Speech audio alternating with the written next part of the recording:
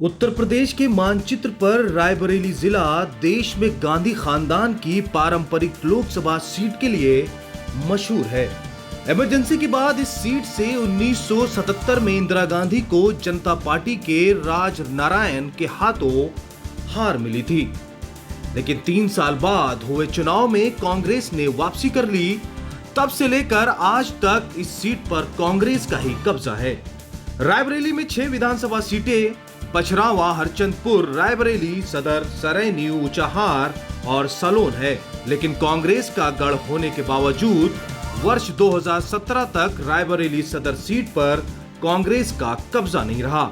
वजह थी विधायक जी के नाम से मशहूर अखिलेश सिंह। बाहुबली अखिलेश सिंह क्रिमिनल बैकग्राउंड होने के बावजूद यहाँ की जमीन पर पकड़ रखते हैं। अखिलेश सिंह का दबदबा हनक इस सीट पर देखने को मिलती है। वर्ष 2017 के चुनाव में अपनी गिरती सेहत और सियासी विरासत को संजोए रखने के लिए अखिलेश सिंह ने अपनी बेटी को कांग्रेस के टिकट पर चुनाव लड़ाकर विधानसभा भेजा। कहा जाता है कि जिले के हर ठेके पट्टे पर उनका कमीशन तय होता है। किसी भी प्रोजेक्ट को शुरू करने के लिए उनके आदमी को काम देना भी जरूरी है। अखिलेश सिंह का सिक्का आज भी यहाँ बोलता है। वहीं अगर बात करें तो अखिलेश सिंह पर 45 से भी ज्यादा मुकदमे दर्ज हैं। कई मामले में वो बरी हो चुके हैं, जबकि कई केस अभी भी विचाराधीन हैं। वर्ष 1988 के मशहूर सैयद मोदी हत्याकांड में भी उनका नाम आया था। हत्याकांड में अखिलेश सिंह के अलावा मेठी राज घराने के संजय सिंह और सैयद मोदी की पत्नी अमिता मोदी पर भी मुकदमा दर्ज हुआ था। साल 1990 में संजय सिंह और अमिता को बरी कर दिया गया और 1996 में अखिलेश सिंह भी बरी हो गए। अखिलेश सिंह इस सीट से 5 बार विधायक रहे, कई बार निर्दलीय चुने गए और वर्ष 2012 के चुनाव से पहले पीस पार्टी ज्वाइन की थी। अखिलेश सिंह 13 साल तक कांग्रेस से अलग रहे। इस दौरान वो गांधी परिवार को जमकर कोसते थे।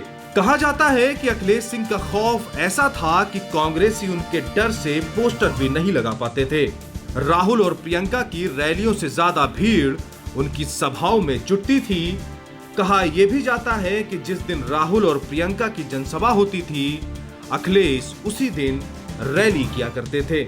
शायद इसे ही पॉलिटिक्स कहते हैं, जो कभी खिलाफ थे आज कांग्रेस के साथ हैं। दरअसल इसके पीछे की वजह है एमएलसी दिनेश प्रताप सिंह की ताकत बढ़ना और अखिलेश सिंह का गिरता स्वास्थ्य। समय के साथ परिस्थितियां भी बदली। अखिलेश सिंह के खिलाफ कांग्रेस ने दिनेश प्रताप सिंह को ताकत देना शुरू किया। एक समय यह भी आया कि कभी सत्ता का केंद्र रहा विधायक जी का निवास, एमएलसी निवास पंचवटी, दिनेश प्रताप सिंह का ये घर माना जाता है, उनकी तरफ से शिफ्ट होने लगा। दिनेश सिंह का बढ़ता रसूख और अखिलेश सिंह का गिरता स्वास्थ्य कांग्रेस के लिए फायदेमंद साबित हुआ। वर्ष 2017 में अदिति सिंह कांग्रेस के टिकट पर इस सीट से जीती। कांग्रेस के साथ आने से अखिलेश का पर्सनल वोट बैंक कांग्रेस के नाम हुआ। कहानी की दूसरी तस्वीर अभी बाकी थी। जिले की राजनीति में अपना कद बढ़ा चुके गांधी परिवार के खास दिनेश प्रताप सिंह इस बीच बागी हो गए और बीजेपी में शामिल होकर इस बार सोनिया गांधी के खिलाफ चुनाव भी लड़ा है। जानकारों की माने तो दिनेश के बागी होने के पीछे की वजह राजनीतिक वर्चस्व है। अदिति के कांग्रेस में आने से और पार्टी में महत्वपूर्ण पद मिलने से पंचवटी की धाक कम हो रही थी। हालांकि कांग्रेस ने ही दिनेश सिंह को एमएलसी, उनके एक भाई को विधायक और दूसरे को जिला पंचायत अध्यक्ष बनाया था, लेकिन सियासी वर्चस्व में अदिति की एंट्री से हालात बदल गए।